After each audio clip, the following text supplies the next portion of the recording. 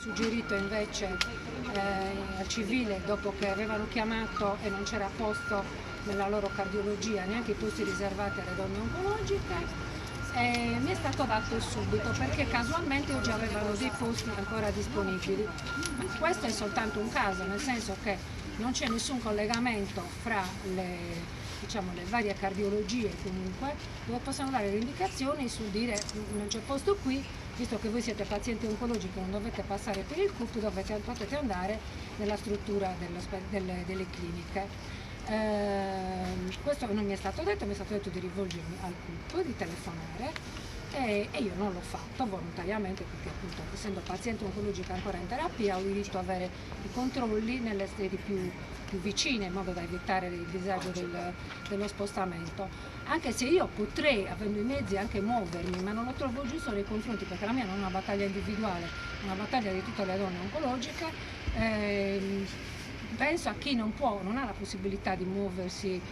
nei mezzi economici, perché non dimentichiamo che vengono anche donne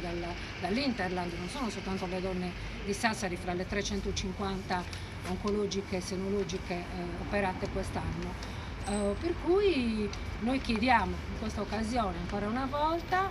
non più la Breast Unity, perché la Breast Unity per problemi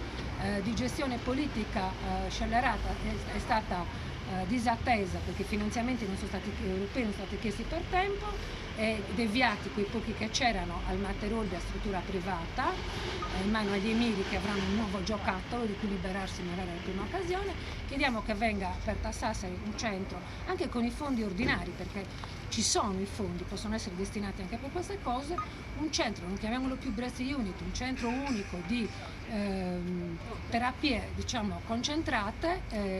per le donne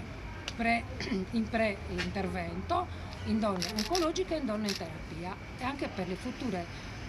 futuri controlli che verranno fatti poi, perché finito il percorso terapeutico non finisce la nostra odissea.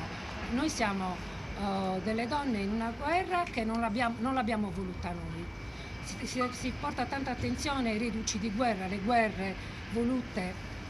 dai potenti, ma questa guerra che stiamo combattendo noi, che non è voluta da noi, per noi non ci sono spazi. Noi siamo considerati un numero, lo 048 che è il codice oncologico, siamo considerati delle trottole che possono muoversi tranquillamente, non siamo considerate persone. Noi vogliamo essere persone trattate umanamente,